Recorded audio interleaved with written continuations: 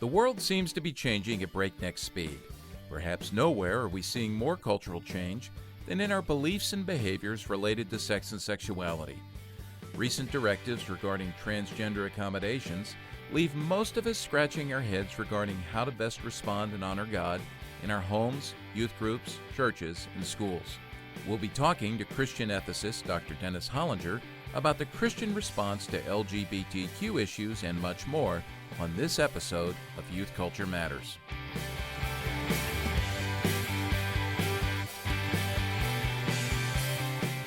From the Center for Parent-Youth Understanding, this is Youth Culture Matters. If you're a parent, youth worker, educator, counselor, grandparent, or anyone else who cares about kids, we're glad you've joined us for this practical, informative, and hope-filled podcast. This is a place where together we talk and think Christianly about the rapidly changing world of today's children, teens, and young adults.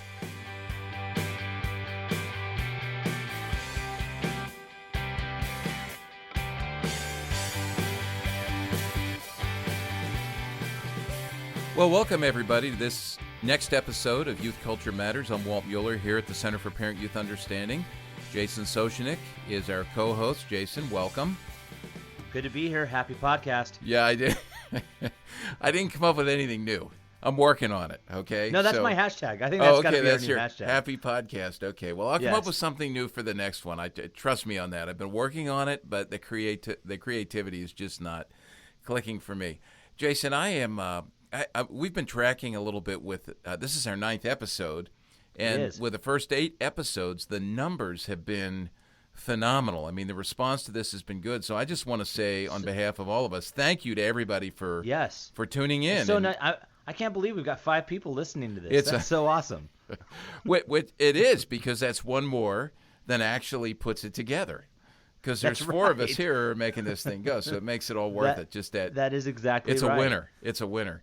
Actually, that number's a little low, but we've been really pleased with the numbers. Very low, so thank you to everybody who's been listening and spreading the word about this. It's been awesome. I actually saw this week we made a list of must-listen-to podcasts, which was kind of cool for the first time. Did? Yeah, we did. We did. I don't have it here in front of me, but I did see that on that was floating around out there on the internet. So wait, it was floating around.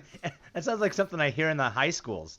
It's floating around out there. It's a list we made up and we put it on the internet, and that is what's making the go on news. What's wrong with you this morning? Hey, you learn to hear all these stories, and it's like, we made a list. Well, what list is it? Well, we did. All right. It's someone. I'm sure we did. Someone who is a podcast listener has posted on there that the podcast is a good one. He listed it. I mean, we were on a list with about 5 or 6. Did you guys see it? Yeah. It's on a list of about 5 or 6 podcasts. And what was there was an NPR, was it All Things Considered, that we were right on there with them. So that was kind of cool. So wow. Yeah. So I made it up discerning, there with that's a discerning podcast. Our journalistic standard next to NPR, that's incredible. All right, you need to stop. Let's just reboot yourself this morning, okay? Can you reboot? Do you get that? I did, yeah. Okay, right, good, yeah. It's early on the West Coast, isn't it?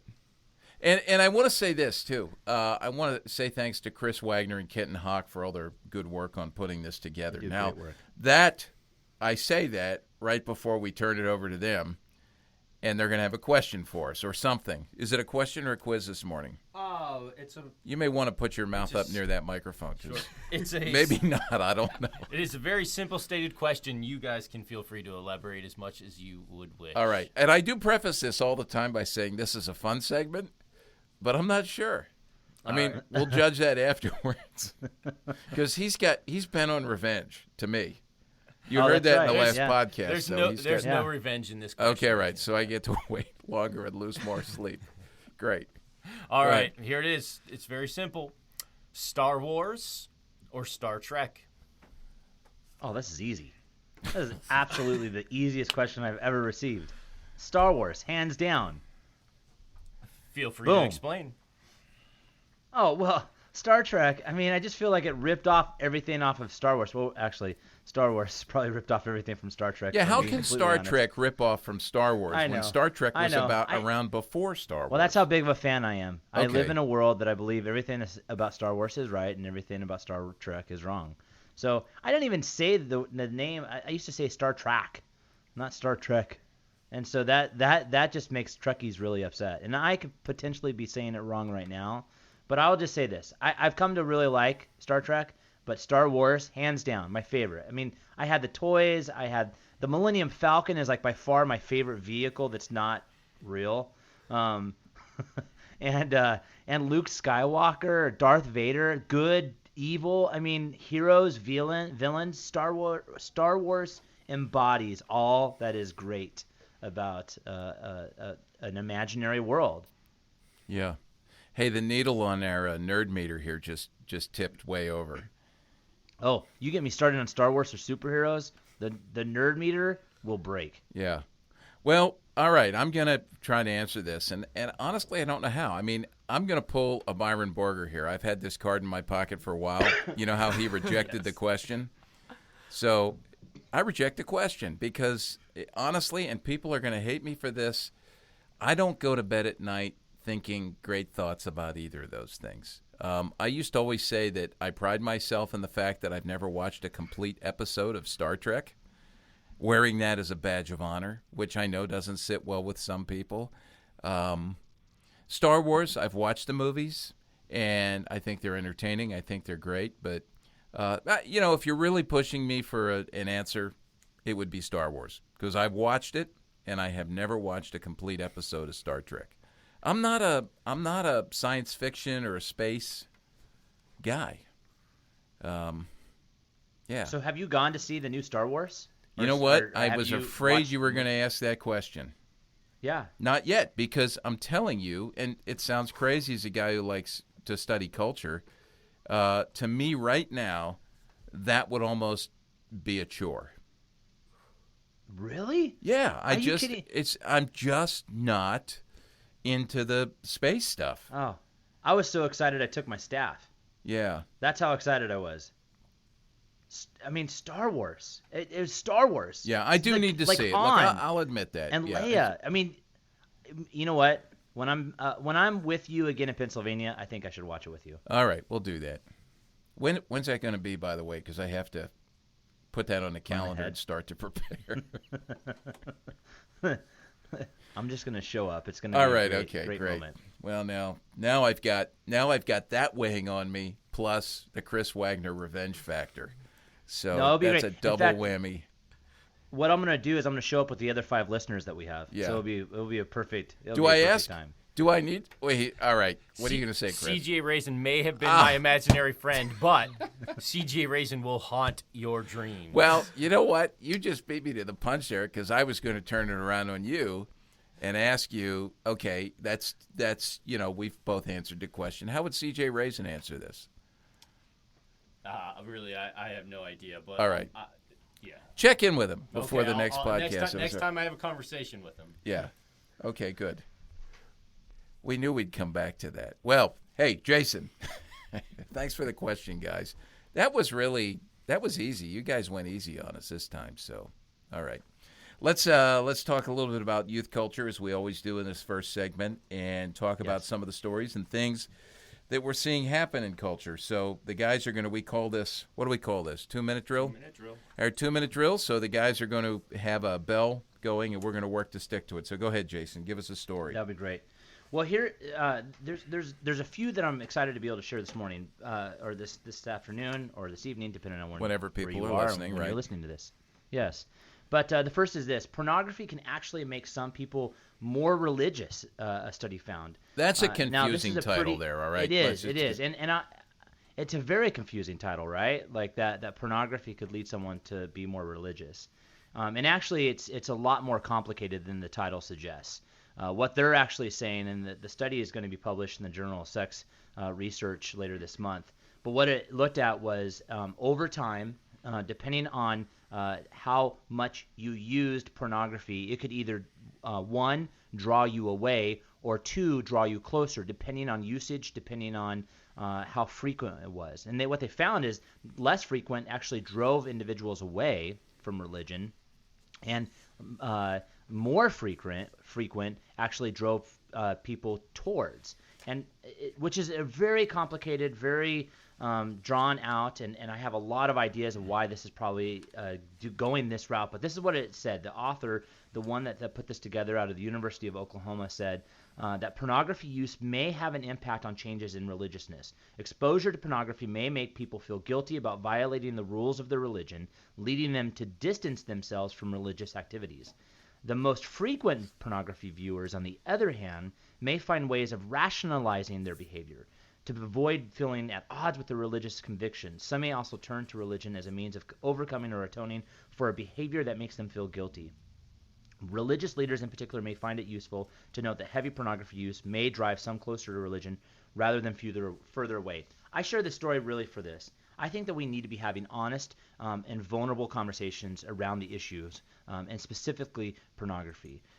Because what we know is that it is an epidemic. You and I speak often about this, and I just think that we've got to find opportunities to engage this. And this study actually might point to those opportunities existing more than we once thought. Yeah. And let me just say, when I read this, I thought to myself, here's another example of our brokenness and our innate desire to be, whether we know it or not. The scriptures say that we have eternity in our hearts. All people have eternity in our hearts. We yearn for God, the God who, because of brokenness and sin in our world, our relationship has been broken. And what is pornography? Pornography is a search for redemption. It's a way people use it as a way to calm or squelch or anesthetize themselves to the pain of living. And so we need to understand it as the addiction and the draw towards it as a spiritual thing, and that even in our brokenness, the guilt factor, I think that was good, that people are going, I shouldn't be here. I shouldn't be doing this. And so, trying to assuage their guilt. All right, here's a story, and we've been talking quite a bit, and we're going to talk more about this as time goes on because this story is developing about kids and concussions. Recent study now from York University is indicating that children and youth take a lot longer because of where they're at in terms of brain development. The brain is still forming, getting wired up developmentally to fully recover from a concussion. There's been a lot of talk about youth sports, particularly football, and then even adult sports, and some of the stories that are coming out about CTE, chronic traumatic encephalopathy, which can only be diagnosed after death at this point. But they're saying it might take up to 2 years to fully recover from a concussion before a young person, a young athlete, can play as skillfully as their teammates who have no history of concussion. And probably, what they're saying is one of the outcomes of this is, hey, we're sending kids back into the games and back onto the field too soon after concussions, because what this does is makes them more vulnerable to another concussion. And, of course, we're starting to see now the connect with long-term damage down the road. Let me read this. The findings indicate that those in the age group of ages 8 to 16 are not only vulnerable to concussions, but because their brain is still developing, they're neurologically more fragile than adults for performing tasks that require cognitive motor integration following a concussion. And a follow-up story to this is that just last week, Pop Warner Football, the youth football league, has banned kickoffs. They're the first national football organization to do that, to eliminate kickoffs because of the hits and the possibility of injury and concussion in their 3 youngest divisions when the seasons begin this fall. And those are the Tiny Mites, ages 5 to 7, the Mighty Mites, ages 7 to 9, and the Junior Pee-wees, ages 8 to 10. So we'll continue to track with that. Parents, just be aware. And we're called to care and steward care for and steward the physical health of our children's bodies to the glory of God. Yes. Well, there's an article out of Newsweek, and it's actually it was a study that was done back in 1966 comparing to teens today in 2015. Not today. Today is 2016, but it was 2015. The research was conducted, and it compared teens from 1966 and teens with 2015. And if you are a youth practitioner, if you are a parent, This might be something that you would find highly interesting because you'll see some of the change. One of the things that really stood out to me, and I think that this is something that we've got to pay attention to, especially as we're working with teens, is the difference in racial discrimination, how teens see racial discrimination. One of the things that took place in 1966, if you remember, was a civil rights movement. And in 2015, if you remember, some of the many race riots and some of the many things that have happened in the news because of all Black Lives Matter, some of those other instances that we're seeing, I think that it's interesting when you look at the data. In fact, in 1966, 33% of black teens thought racial discrimination would be a problem for their generation, which is really interesting. 33%, because I would have thought it would have been higher in the 60s, especially in the midst of the civil rights movement. Among black teens, yeah. Yeah, exactly. Now, in 2015, 91% of black teens think racial discrimination will be a problem for their generation. Now, compare that with in 1966, overall, 44% of all teens thought racial discrimination would be a problem. So that included all teens. Right, not just black teens, yeah. Yes.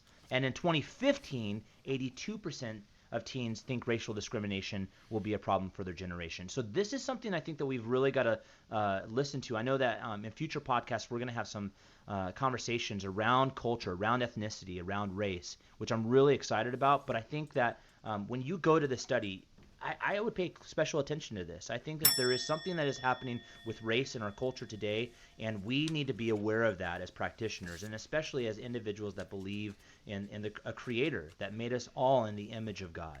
Right. Yeah, and we will follow up on that at some point here with some of our discussions. Let me shift gears here and move over to the world of drug abuse and the CDC, the DEA, and other organizations here that track drug trends are now warning us about a new trend. And Jason, it seems like all the time, if there's something new that we can abuse, if we can figure out a way to abuse something, we will do it.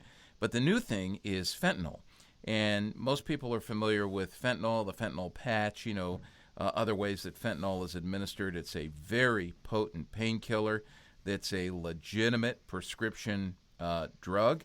It is prescribed by doctors primarily for cancer treatment, but now it's being made illicitly and sold on the streets, and what it's doing is delivering a super high that far too often leads to death. In fact, Ohio in 2014, reported 514 fentanyl-related deaths, which was up from 93 reported fentanyl-related deaths in 2013. That's just an example from one state. And this is something that parents and youth workers need to be warning kids about. It's sometimes pursued fentanyl deliberately and knowingly, and other times it's just added to other drugs. So it's being laced in other drugs. But it is a synthetic opioid pain reliever approved for treating severe pain, typically, as I said, advanced cancer pain. Listen to this. It is 50 to 100 times more potent than morphine, and it's now being sold illicitly in the illegal drug markets for its heroin-like effect. And many times it's being mixed with heroin or with cocaine as a combination product, as I said before, with or without the user's knowledge to increase its euphoric effects, and many, many times it is deadly. So, again, this is where we need to be warning our kids who experiment with things about this and digging deeper into beyond just the symptoms of drug abuse to deal with the heart issues and the pain that leads kids to abuse drugs. Yeah, and if you come to this article, I would just highly recommend. There was one paragraph that stood out of all of it that just showed the stats, the dramatic increase over a 1-year period that is happening with use of this. And so it's from state to state. It's increasing 10, 20-fold. It's crazy. The next story that I have, you've heard a lot about the stories. Everything today is a lie. It's an article that was posted specifically by the New York Post, which I find highly interesting. But it actually tackled some of the many stories that are going on in today's media. So you had Sherry and Ozzy Osbourne, who are now getting are proclaiming they're getting a divorce. Maybe you've heard about Beyonce's new album with regards to some of the relationship infidelities that happened in her marriage with Jay-Z, to then Donald Trump. And here's what this article did a great job of pointing out. And I really think that we need to be able to pay attention to some of this, because we have a lot what celebrities have done. We hear a lot about trolling. What celebrities are now doing is essentially trolling their audiences and getting them to get worked up. You see that example from Game of Thrones, which is a popular TV series with Jon Snow, who was supposed to be dead, now is back alive. We have Meghan Trainor, who made a big deal, a big stink about some photographing or photoshopping that took place. We see the infidelities being proclaimed on Lemonade, Beyonce's new album. And then we also now see Sharon Osbourne, and then obviously the queens of this are the Kardashians.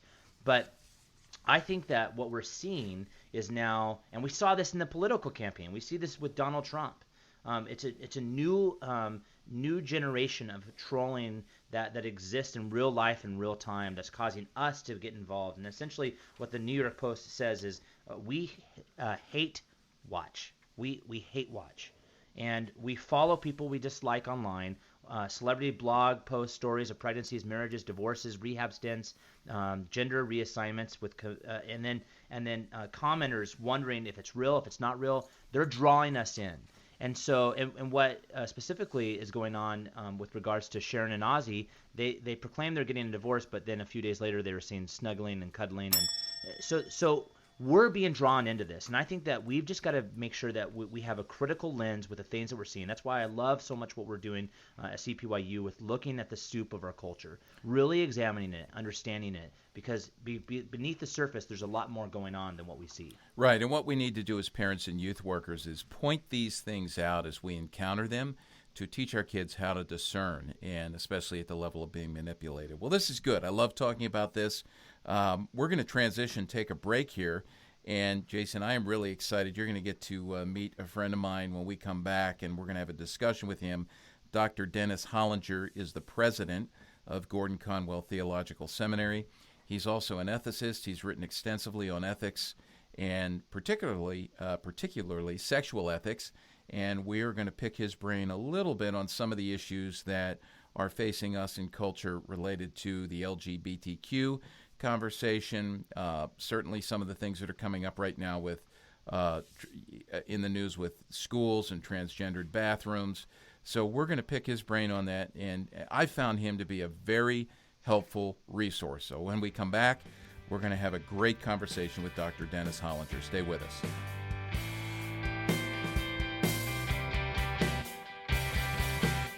In an effort to help you help the kids you know and love navigate the difficult landscape of the emerging digital frontier to the glory of God, we've launched a Digital Kids Initiative here at CPYU. Thanks to a generous grant from a company called DAS, you can access our Digital Kids Initiative and a growing number of free resources and downloads by visiting the website at digitalkidsinitiative.com. This is one more way that we're helping you lead your kids to live lives where their faith in God is integrated into the growing amount of time they're spending with social media and technology.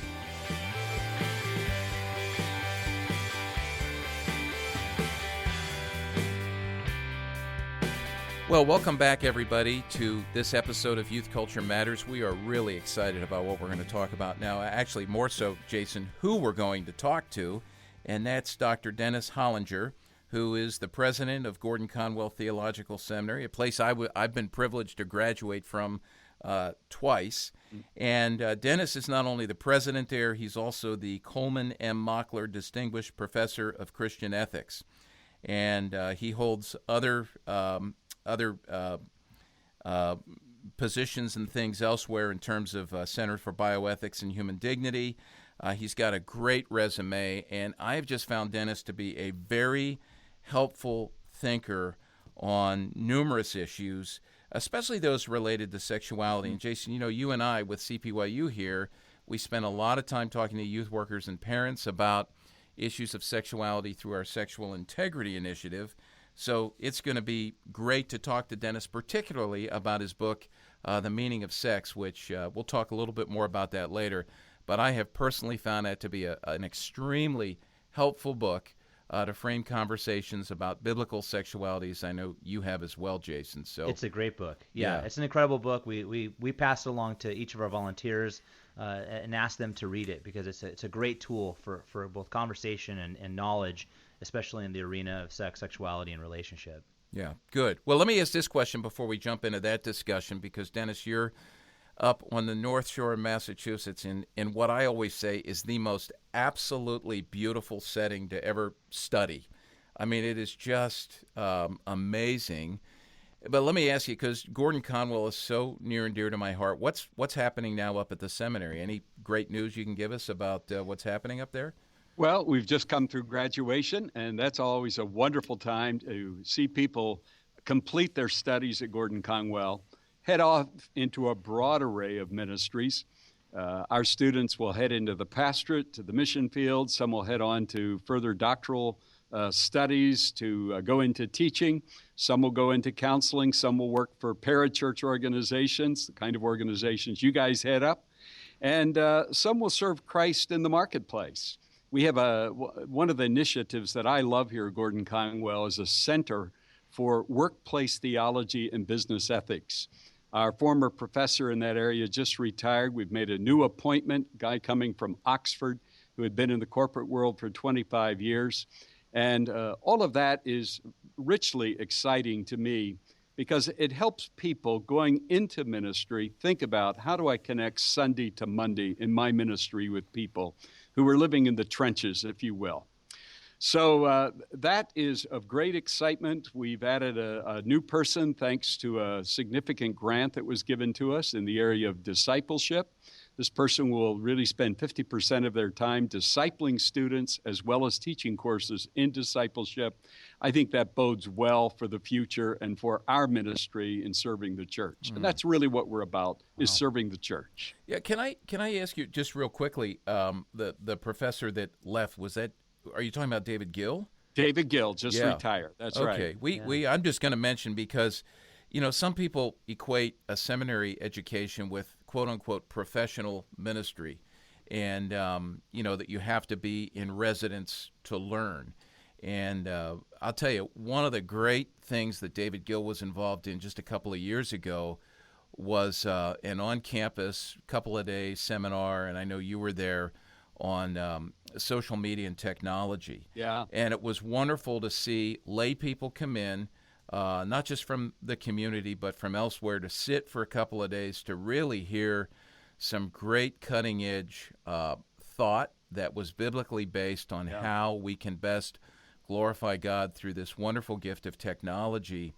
And it was fun to listen to David Gill. That was really my first exposure to him. So all that to say, the seminary is about a lot more than just ministerial education, I think, as you're mentioning here. So it's a great resource for all kinds of people. So, thanks for sharing that. Go ahead, Jason. Well, that's incredible. Well, one of the things you did mention is the School of Ethics that you were mentioning, and it's something that you bring up very often in your book, especially as an ethicist. So maybe for those that are listening to our podcast, could you describe the discipline of ethics, and specifically as it relates to Christian ethics? And I think it's important, Jason, to make that distinction. You have, of course, ethics as a broad field that can be studied in, say, a philosophy department. It's usually looked at from a more naturalistic standpoint, either basing ethical judgments on reason or basing it on good outcomes, what we call utilitarianism, the greatest good for the greatest number of people. Christian ethics is very different than that. And I think when many people think about Christian ethics, they think in terms of rules and principles. You shall not commit adultery. You shall not commit fornication. And I think what's important is to get behind all of that and to say, why did God give us the commands that we have in Scripture? So the heart of a Christian sexual ethic, for example, is not just you shall not commit adultery. It's really understanding the meaning of sex And therefore, the commandments that we have in Scripture flow out of the meaning and the nature of sexuality. And that's the way it is for all of Christian ethics. Christian ethics is really a reflection on the tough moral questions that we face in the world today, whether that be in the world of medicine, in law, in business, everyday kind of ethics that we all encounter, our responsibilities of living in our communities, in our society. And it is reflecting on that in light of the larger Christian worldview. That is, we have a narrative, the biblical narrative. I think the best way to understand that is creation, fall, redemption, and a final consummation, final restoration, if you will. And Christian ethics is really exploring the tough issues that we face today in light of that larger narrative. So when we deal with Christian ethics, we're asking the question, what is the right, the good, and the just in the midst of the world in which we live as Christians? And so that goes a lot further than just simply the commandments. It seems to me we make two mistakes when we think about ethics. For some people, it's just merely a list of commandments, do this, don't do this. Or on the other hand, many people, particularly in a secular world today, turn ethics into what feels good, what feels right to me. It becomes very self-oriented. And particularly in the postmodern world in which we live, that's a tendency. And it certainly has impacted the church as well. So just a follow-up question there, Dennis, in terms of cultural change, how have you seen ethics in the mainstream culture morph over the last few years? I'm assuming you've seen that, making an assumption there. And I'm guessing as well that most people, we all have an ethical system. Would it be accurate, so it's a two-part question, would it be accurate to say that most people don't have a structured, well-thought-out, conscious ethical system? It's just something that they have assumed because they're drinking or swimming in the cultural soup? Yeah, I think there are two things that happen. Some of our, at least ethical behavior is impulsive. That it's simply a response to what's happening internally in our lives or what's happening in the culture. And in that situation, people don't think about it. On the other hand, all of our ethics, I contend, flows out of a worldview, some kind of a worldview. And so as you have shifts in worldviews, you're naturally going to see shifts in ethics. And if I could boil down to the major shift that I have seen in the field of ethics, both theoretically, but also just in everyday ethics, where people live their lives day in and day out, it's a movement away from the idea that there are givens in reality, to the notion that we create our own reality. And when you create your own reality, then it is mainly an ethic of what best serves me, what serves my own feelings, what serves my own impulses. Throughout most of history, ethics was always orienting my life to something external to myself. Today, ethics is more orienting ethics to what I feel internally. That's a major shift. And so even when you look at secular ethics, and we could use the example of the philosopher Aristotle in the ancient world, Aristotle believed that there was an end or purpose to things. He believed there was meaning and essence to things. You had what I like to call simply givens in reality. And therefore, the church could actually utilize Aristotle's thought, as it did in the Middle Ages through the theologian Thomas Aquinas, to actually talk about what ethics looks like.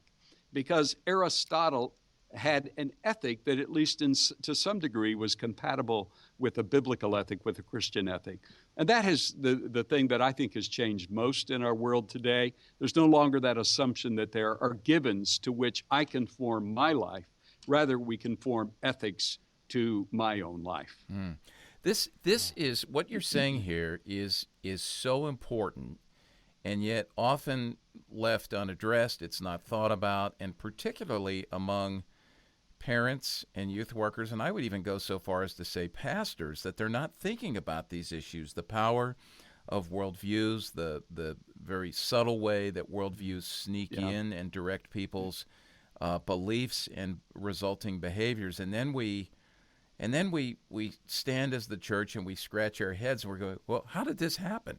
Or when did this happen? Or how did we get to this point? We're stumped by it, which again, and I'm going to go back to this, and I can't push this enough in my world, but the importance of theological education for all types of people to, think consciously about what it is we believe and why, and what the implications of this are. And this is what the beauty of your book, The Meaning of Sex, is. And I love, when I first read it, not only was it great, but I love the way you go back to the biblical story, the biblical meta-narrative of creation, fall, redemption, consummation, and couch it in that. Because that's exactly, it was very affirming for us, because Jason and I, we talk about God's big yes for sexuality, that sex and sexuality are a good thing declared good, and then how to see it in that unfolding story. So the book is basically, it's built around that. But talk a little bit about it, because this is a book that I think is really important for parents and youth workers and pastors to engage with. And I want to say this, Dennis, that it is very accessible, because a lot of times, we're talking to a seminary president, we're talking to a professor, we're talking to an ethicist. This is not a book that's, out there and you're reading it going, what in the world is this guy saying? It is so down to earth and practical that I often tout it as just a great manual for anyone who wants to think about and talk about sexuality from a biblical perspective, or just think about and talk about sexuality to use. So talk a little bit about the book. Yeah, well, I certainly wanted to write it in a way that would be accessible. And the book gets used in seminary classes, college classes, by pastors, but also by a lot of lay people. And I really wanted to write it in that way so it was usable and so it was helpful for people. One of the things I really attempt to do in the book is not just exegete Scripture and talk about our theological framework, but also exegete the culture. That's something we talk a lot about here at Gordon-Conwell, and I think it's a mistake that a lot of pastors fall into. They exegete the biblical text very well, but we live in a context. We live in a culture, a society, and you've got to make a connection between those two. The cultural context is not our norm. It doesn't determine our ethic, but we have to find ways of building bridges between the biblical story and the world in which we live. And to understand the world in which we live, we have to exegete that world while exegeting Holy Scripture. And I think that's very important. That's part of what I attempt to do in the book. What I really set out to do in this book is, first of all, really talk about what the meaning of sex is theologically. And I talk, for example, about the fact that it's the starting point is it's a good gift of God. You find that right off the bat in Genesis 1 and 2. God creates a very physical, material world. At the apex of that creation, He creates man and woman in His image. Very first commandment, have sex, reproduce. And so right from the beginning, there's an affirmation of the goodness. At the end of chapter 1 of Genesis, you have this wonderful phrase, God looked at everything He had made. Behold, it was very good. And so the goodness is a starting point when we think about the meaning. And then I go on to talk about why did God give this gift to us. And I outline 4 major purposes. That it is, first, a consummation of marriage. It completes the marriage act. Secondly, it's a reproductive act. It brings new life into the world. And that's true, by the way, of all of nature. Sex is throughout all of nature, and I think we often forget that. Third, it's an expression of love. And fourth, it's an act of pleasure. And so often we have negated the concept of pleasure in the Christian understanding of things. We think of pleasure in very negative terms. And what I wanted to do is say, no, there are temporal pleasures that God gives us that are really for our enjoyment. And in some ways, they are a foretaste of the ultimate pleasure we experience in oneness with God. That's why you have some people who will actually refer to sex as a sacrament. That is, it's an act that points to a greater oneness, to a greater joy. And so those are the kind of things I attempt to look at in the first part of the book, where I talk about the meaning of sex. And then we jump into the big issues that we're facing in our world today. Yeah. But you can't jump to the big issues until you've really explored what is the meaning, why did God give this gift to us? Well, the reality is that one of the biggest issues in the church right now is that just at its most basic level with Genesis 1 and 2, which you were talking about there, prior to the fall, we don't get it. We have this sense, because we were not taught too well maybe by our parents or taught too well by the church, we have this sense that it's a hush-hush topic, and if God has anything to say about it, Jason, as you talk about, it's a big no. And rather, it actually is, when we look at creation, God's big yes. So you're right. How can we talk about the issues, and how can we engage with a world that needs to have discussions about the issues, and in compelling ways talk about a Christian view of sexuality if we are just talking about it in negative ways and not in that bigger story? Yeah. So that's a great part of what you've done here. Yeah, and that's really vital, Walt. I often, when I speak on this issue, especially to younger people, I've often asked them, how many of you feel that you got adequate sex education from your churches? Usually it's about 20%. And then I'll ask, how many of you feel you got adequate sex education from your parents?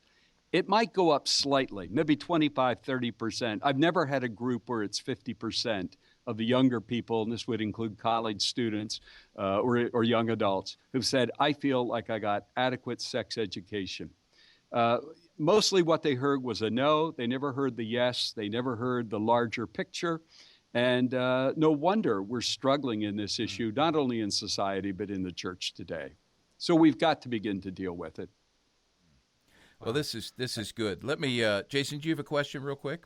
Well, I find what you're saying really fascinating. It works hand in hand with what I see all the time with both parents, but then also teens that we work with.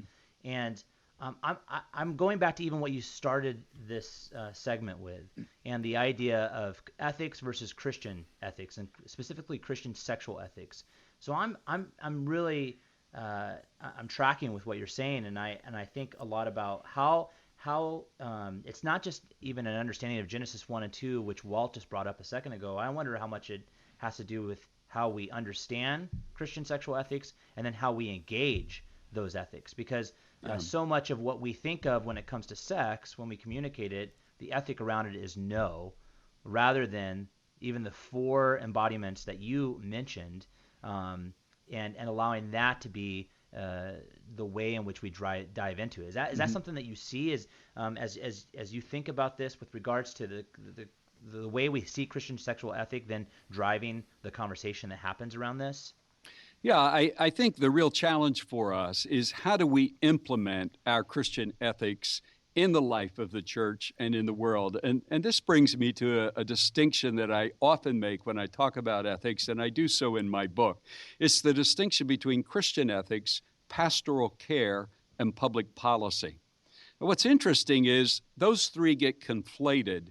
They get merged together as if they're the same thing in the discourse that goes on in our society today. They're 3 very different things, or 3 very different languages, if you will. Christian ethics is the norm. That is, it's God's design of what he calls us to do and to be. And I emphasize the do and the be. It's our actions as well as our character. It's rooted in Scripture. It's rooted in God's own character and nature. It's rooted in the biblical story. It's a holy calling. It's the norm. Even though we may struggle to reach that norm, it's the standard beyond our own selves, beyond our own innards. It's what we call Christians to be and to do. Pastoral care is the care and the compassion, the mercy and love we show to people in a broken world, often in situations where they have not reached the norm, or they have lived a life in conflict with God's norm. And this really comes to the fore, I think, when we're dealing with sexuality issues, because, for example, when we're dealing with LGBTQ issues, you will often hear, well, we need to be compassionate, we need to be caring. Absolutely. But that's the pastoral care side. That doesn't change the ethic. And what a lot of people do is they reduce the ethic down to compassion and care. When we show compassion, care, when we listen, when we empathize, that is, get inside the life of another person and their own struggles. What we are doing at that point is really a pastoral care, which is so vital if people are going to hear the ethic. Sometimes people can never hear the biblical ethic because they're so weighed down by their own interpersonal struggles, whatever those struggles might be. Some of them may be sexual in nature, some of them may be in other areas of life. There, we are called definitely to listen clearly. I mean, as I've talked to persons who struggle with homosexuality, you hear deep pain in their stories. You hear a lot of inward struggle. Very few asked to feel these feelings that they have. This wasn't something that they just woke up one morning and said, this is what I want to be. This is what I want to feel. For some reason, we don't understand why.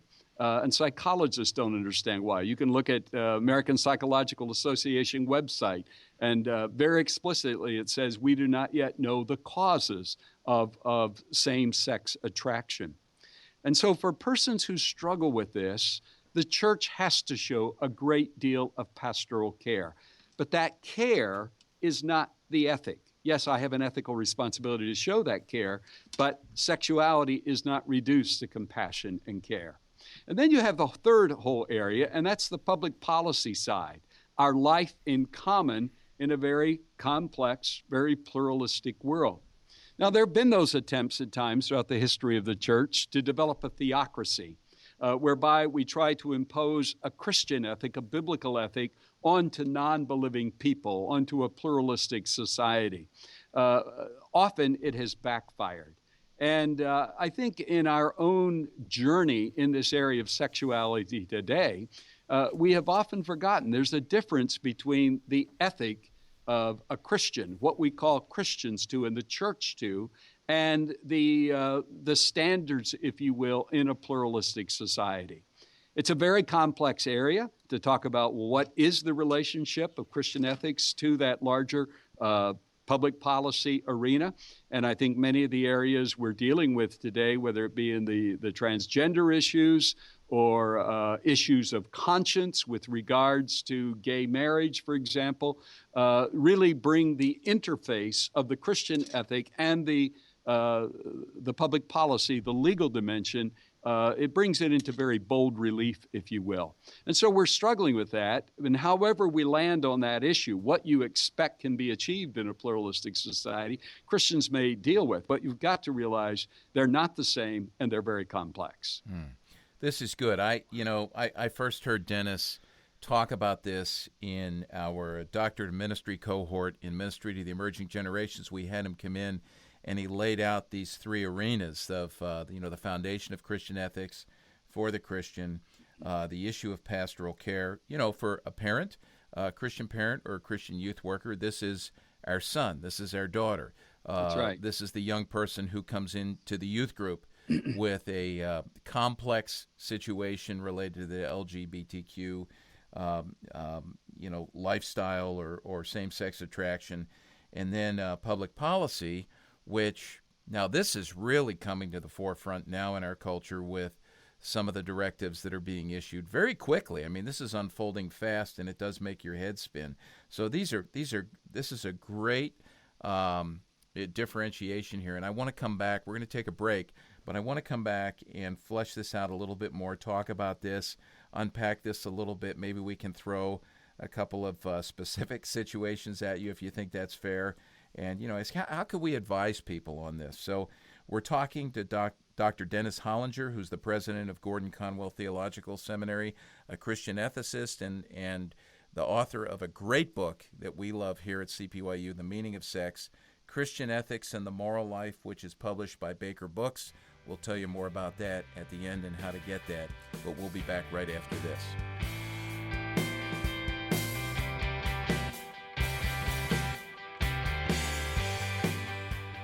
In an effort to help you help the kids you know and love navigate their emerging sexuality to the glory of God, we've launched a sexual integrity initiative here at CPYU. Thanks to a generous grant from a company called DAS, you can access our sexual integrity initiative and a growing number of resources for free by visiting the website at sexualintegrityinitiative.com.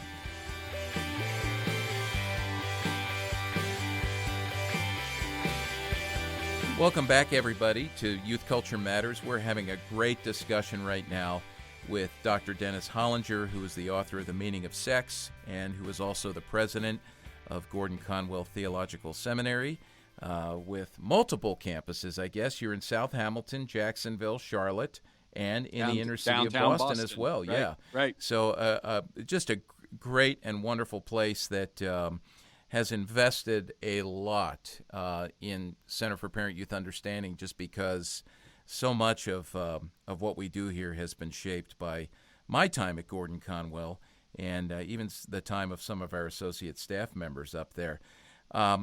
Dennis, it's been fun to get to know you over the years, and it's, we're based here in Elizabethtown, Pennsylvania. You graduated from Elizabethtown College, which is right around the corner, a private liberal arts school.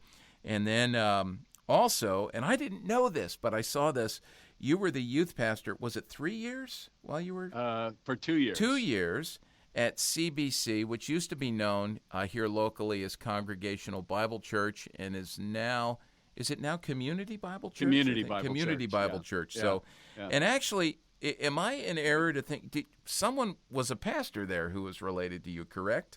That's right. Well, first of all, my father was on the pastoral staff. Okay. But my wife's uncle, John Heaston, was the founding pastor of the church, and he was the senior pastor when I came on board.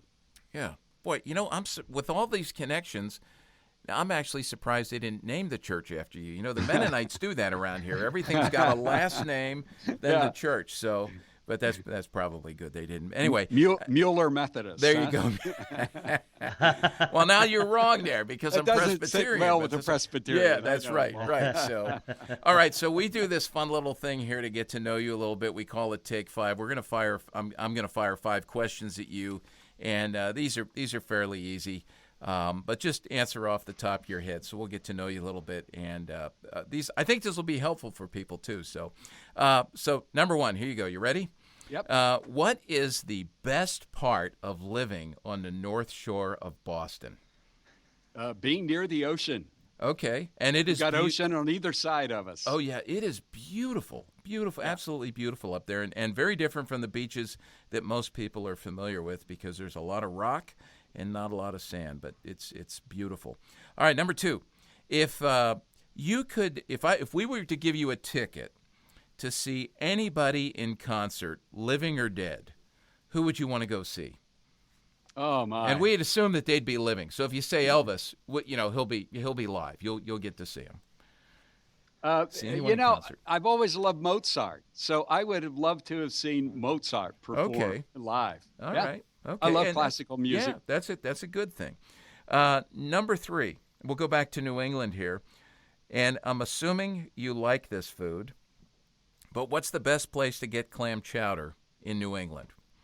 Are you a clam chowder fan? My favorite place is Shays in Essex, down the road, from about 5 miles from there. Yep, I've eaten there. The clam chowder is made, I think, with full cream. Okay. It's incredible. 1 bowl of clam chowder and you're full. Okay. See, this is good. The other guys who are working with us on this, they don't get it because they haven't been up there and they're not clam chowder aficionados. See, Jason looks confused too. I'm on the West Coast. Clam chowder. I mean, we have Seattle, but I'm not a seafood person. Okay. And some people even eat Manhattan clam chowder, which isn't the same thing as New England I don't clam go chowder. down that road. No, nothing against Manhattan, but that's just totally different. You're right. Okay. So number 4, last movie that you and Marianne went to see together. The last movie we went to see together. Oh my goodness. Or maybe you watched at home. It was the one on the sex scandal. Spotlight. Spotlight. Yeah. Good movie. Excellent film. Well done. Yeah, it was an excellent film, rather eye-opening. And a little trivia thing here that I found out that was actually either written or co-written. The screenwriter went to the high school I graduated from outside of Philadelphia. So, all right, now here's the big one. All right, this is number 5. Why, in your opinion, should someone come to Gordon-Conwell Seminary to be involved in the Doctor of Ministry to Ministry to Emerging Generations track including, here we go, commercial, including the new cohort that's going to be starting in June of 2017. Well, People the can still get into that. best reason for coming is because Walt Mueller is the one of the main professors in it, and Walt is in touch with youth culture, emerging generations, and he'll help you think about how to minister effectively in the kind of world we live in today. Who do I make the check out to? You can make it out to Gordon-Conwell. Well, the other two, setup. really. I mean, that was You've nice got a to great answer that way, cohort but with yeah, we do. Duffy Robbins and Adonis Vidu, Romanian theologian. You got a great group to work with. It is just, you know what, and it's I'll just say thank you to you, because it is a privilege to be able to come up there on that campus and do that. And we're with our third group now, and we just graduated 5 from previous cohorts at the last graduation a couple of weeks ago, and it is just rich. And I say this all the time. When the time is coming to make the trip up there, I'm like a little kid before Christmas. It is exciting, and I learn probably more than anybody in there. Cohort learning is awesome, and to be able to do it up there. So thanks to Gordon-Conwell for having a vision for that. And thanks to you, Walt, for being part of it. Well, thanks. And I, anybody who's interested in hearing more about the next cohort can contact us, and we'd love to tell them more about that. So we do have fun, Adonis and Duffy and myself. All right, let's continue our conversation here. We're talking about Christian ethics, in particular related to sexual ethics, which is on our minds. Everybody is talking about matters of sexuality and identity and marriage, and there's just so much we can speak into this, obviously from a Christian perspective, because God is the maker of all this, the designer of all this. So let's continue to talk about this in some very practical ways.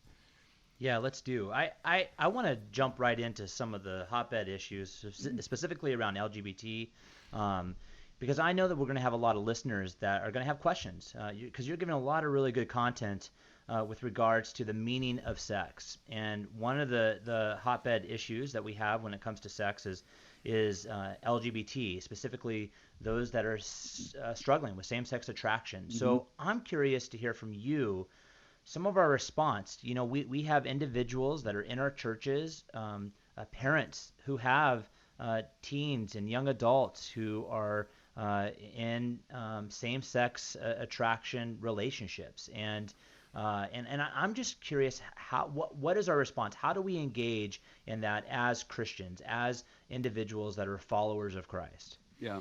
Well, here I think the distinction between the Christian ethic, the norm, and the pastoral care is so vital. I think what we have to realize is we want to get people to accept the biblical norm.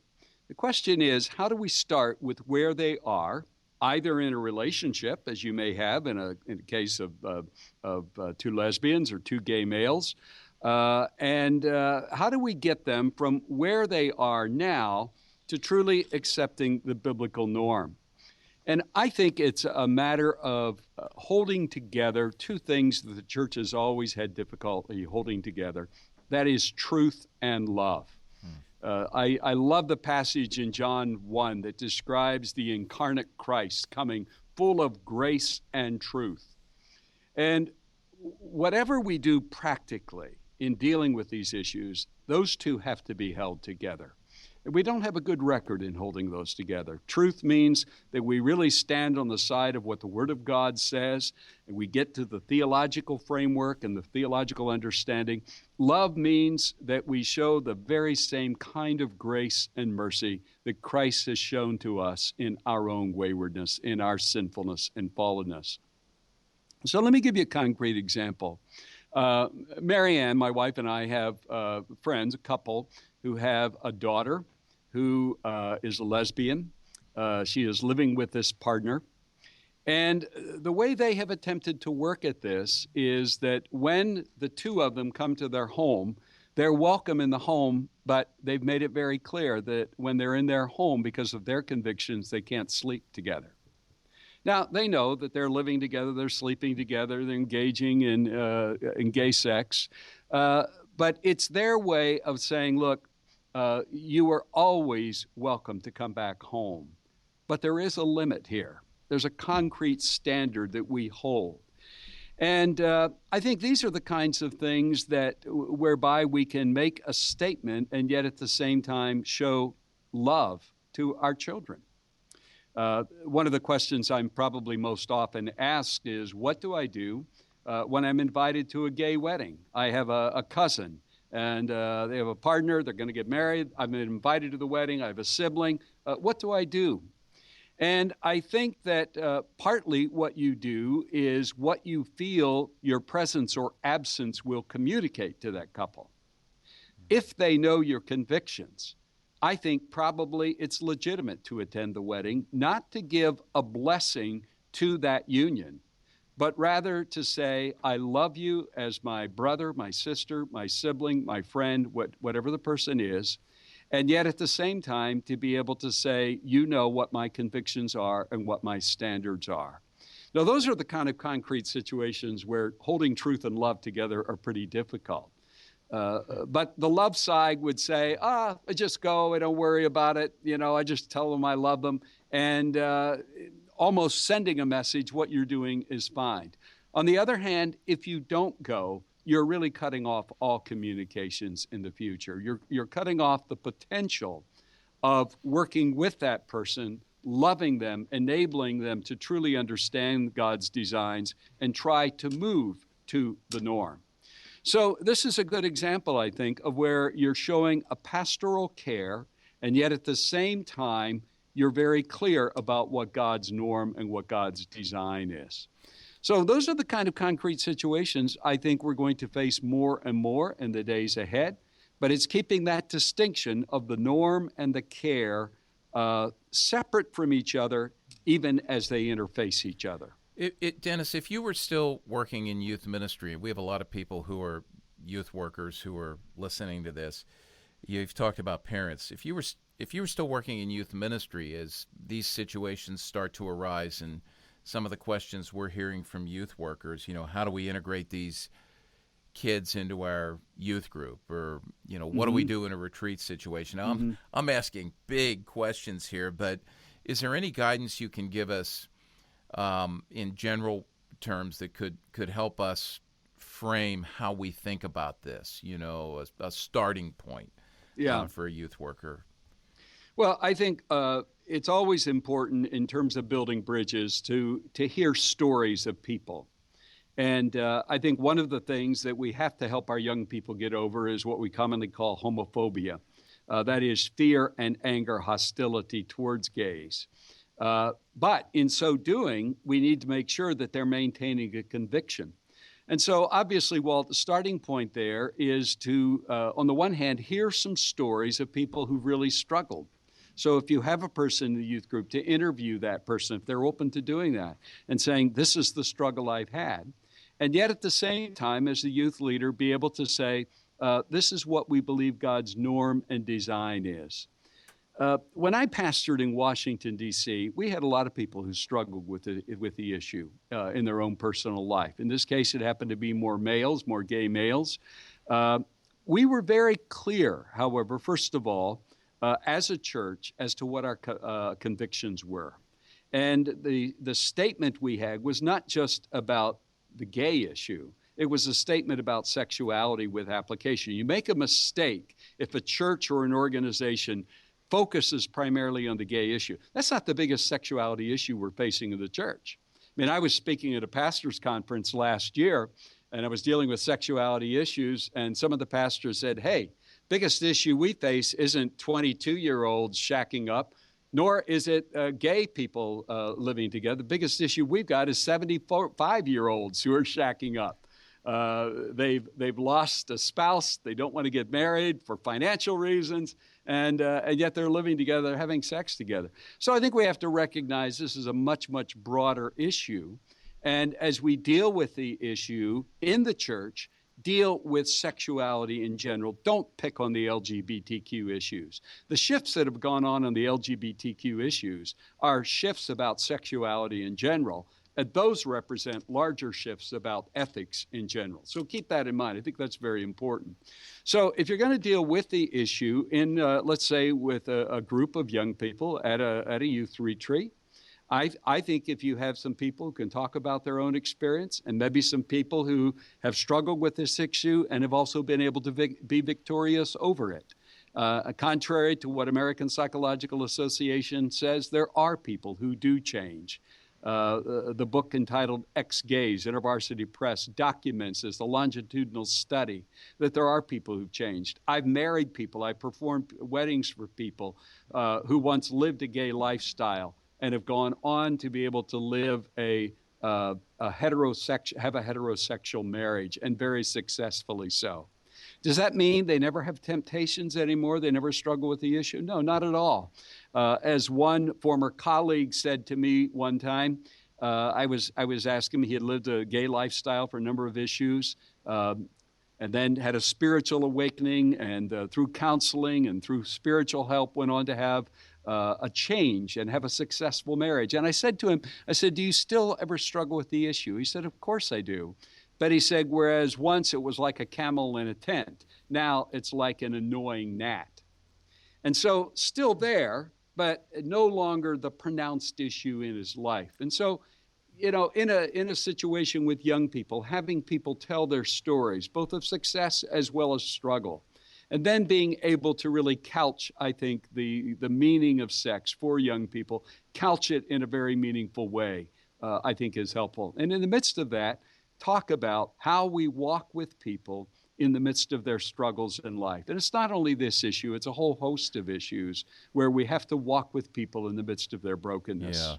Yeah. Let me ask you about that specifically. How do we give us some understanding to help us walk with people now as we're talking more and more about transgenderism, being transgender? We're hearing that a lot. It's in the paper. It's on the front page of the paper.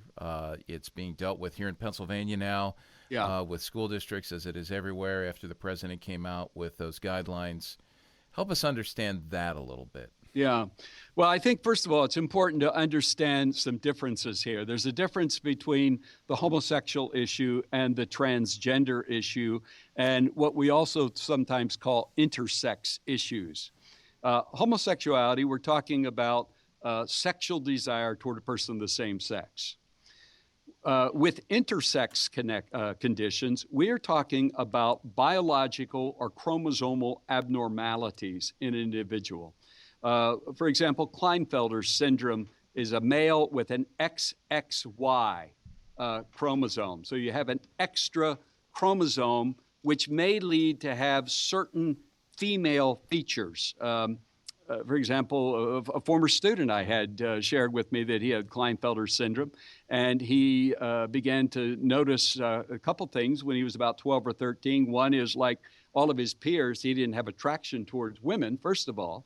And secondly, he realized that he was starting to grow breasts as a male.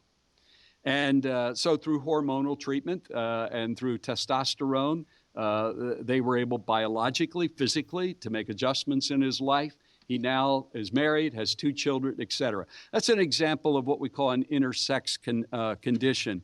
You also have a condition called androgen insensitivity, where a person is genetically male, XY, but is resistant to the male hormones, to the androgens. And thus, what you see there, you have an XY chromosome, male, but you have physical characteristics of a female developing. Those are called intersex conditions. Historically, physicians have addressed those through biological intervention, that is through physiological intervention. And in those situations, what we are trying to do is work within a fallen world, if you will, and yet how can we, the best we can, attain the creational norms that God has established at creation, creating us male and female. So the way we understand a situation like that is out of our understanding of the fall, the second part of the biblical narrative. There are all kinds of anomalies in our broken, complex world. We know, for example, that people have, because of the way the neurons fire in the brain, have certain addiction patterns. And yet in those addiction patterns, we don't say, well, because you're addicted, just go out and drink as much as you want or take as many drugs as you want.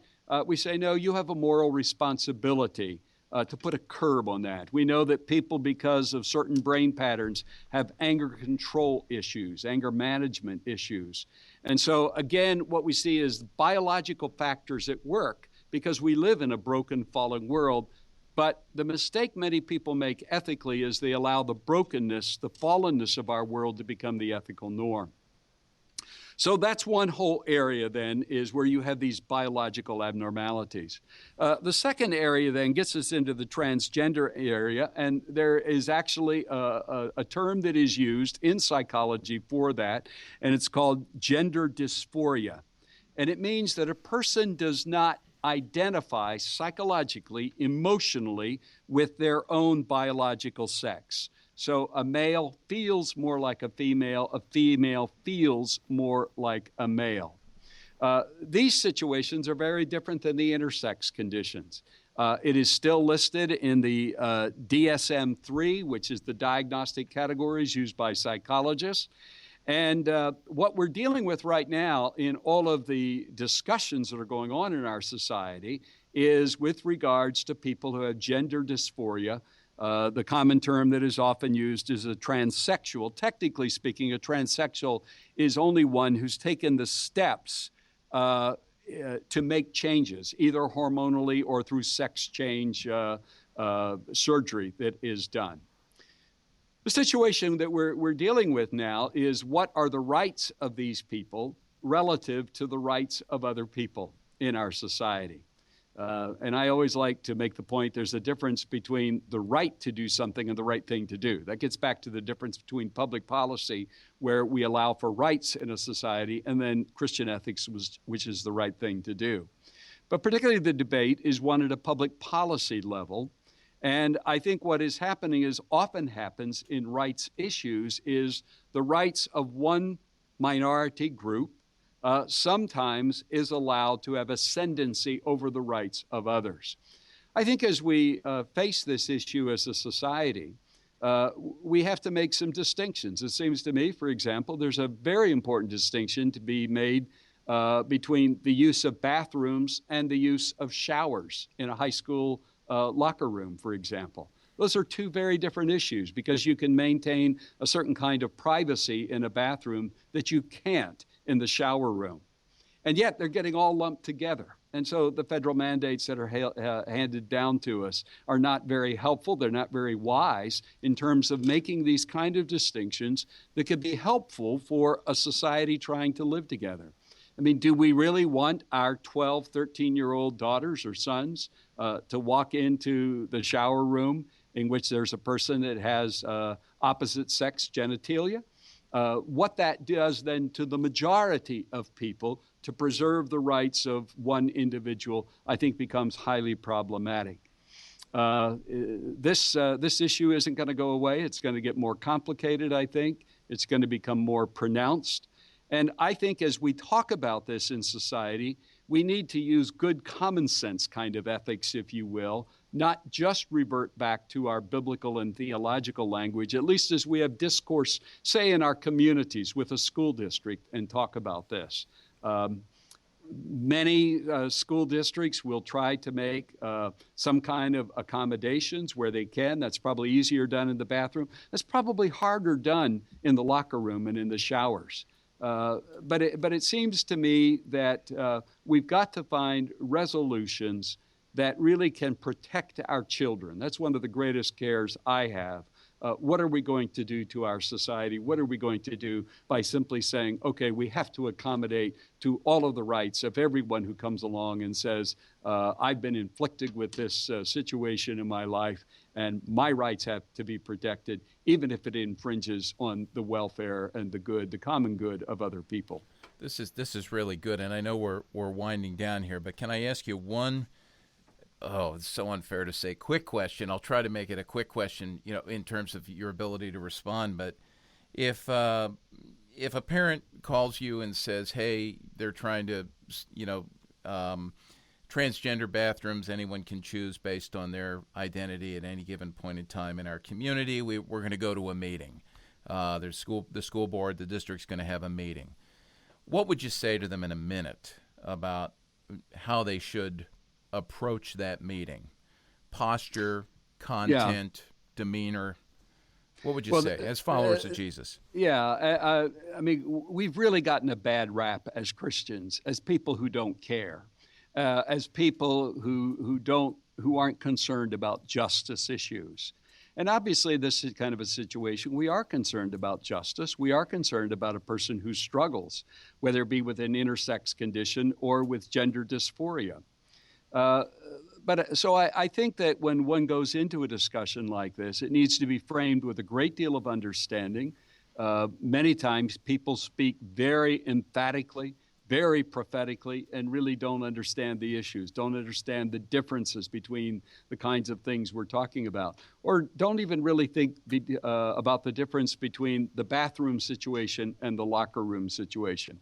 The issue that has become most pronounced, of course, in the public has been the situation in North Carolina. And we have a campus in Charlotte, North Carolina, so I've been talking to people there. And they've said, unfortunately, the bill that was passed was a wrong-headed bill because it merged too many things together. And it didn't sort out several of issues that should have been kept separate. And so that's an example where we jump on the moral bandwagon sometimes, and then we create a situation that even causes greater kickback, greater pushback, and we end up sometimes with worse situations. And so I say all of that to say we need a spirit of love, the spirit of Christ, a spirit of understanding where we know the facts the best we can. And yes, I think we need to be able to speak in those situations, but we need to be able to speak in a way that can truly be heard. I don't really talk about this in the meaning of sex, but I do in one of my other books called Choosing the Good, Christian Ethics in a Complex World. I talk about the need for Christians to be bilingual so that when we're in the public spaces, we can't always quote chapter and verse. We can't refer to creation, fall, redemption, consummation. In those situations, we need to relay our ethical convictions with a different, broader language. We're not sacrificing our Christian convictions at all. So, for example, I do some work in the field of bioethics, and if I'm speaking in a secular hospital on end-of-life issues, my ethics hasn't changed in terms of my view about assisted suicide and so forth, but I use a different language in those settings. Now, typically I'll say to the group, and there'll often be secularists, multiple religions there, I'll say something to the effect, I am a Christian, and I'm sure that impacts my perspective on these issues. But I want to talk to you today about these issues in light of the nature of medicine. I want to talk to you about it in light of the tradition of how medicine has been practiced. And so I'll go to the resources in the medical field to talk about the issue. And that's an example of what I mean by being bilingual. I'm motivated to do that because of my Christianity. My Christianity really forms the foundation for my ethic. But in this pluralistic world in which we live, I have to learn to be bilingual to communicate and get a hearing. And I think that's true on the transgender issues that we're facing today as well. Yeah, you're talking about being a cross-cultural missionary. That's correct. Yeah, exactly right. We have to assume that posture in all the conversations we have. In all conversations today. Exactly. Dennis, you've been extremely generous with your time, very generous with your wisdom, and I know we're going to want to continue these conversations with you down the road as these issues move even more front and center, and we need some help thinking through it. So thank you very much for the conversation today. Thank you for your work at Gordon-Conwell. Thank you for your book, The Meaning of Sex. We'll put links up to all your books. Just one last question before you go. We always ask this. Any other resources you would direct our listeners to, especially in terms of books? Anything that would be helpful off the top of your head? Yeah, the book titles are often passing by me, and that's all right. We'll find what they are. If you know authors, we'll connect. And there's a particular book on transgender. Mark Yarhouse, Gender Dysphoria. Mark Yarhouse. Yeah. Thank you, Walt. Yeah, Gender Dysphoria. For those who want more understanding and knowledge on that, Yarhouse's book I think is really very, very, very helpful. Okay, we'll recommend that as well. So. Thank you. Any parting comments, Jason? Well, this is great. I'm really excited for our listeners to be able to take some of this in and to digest a lot of what Dennis has said. Thank you so much for your time. I know that you're a very busy individual, but this has been a tremendous blessing, not only to us, but I'm sure to our listening audience. So thank you. Yeah, thank you, Dennis. Jason. Well, great. Just Thank a privilege to chat with you today. So much fun to have you here talking about difficult issues, but our faith speaks to all of life, and that's a message we want to communicate to folks. So thank you for joining us if you're listening in, and we look forward to speaking to you again on the next episode of Youth Culture Matters. Thanks for joining us for Youth Culture Matters, a podcast from the Center for Parent-Youth Understanding. If you'd like to learn more about today's youth culture, visit our website at cpyu.org. And if you have any questions, comments, or feedback, email us at podcast@cpyu.org.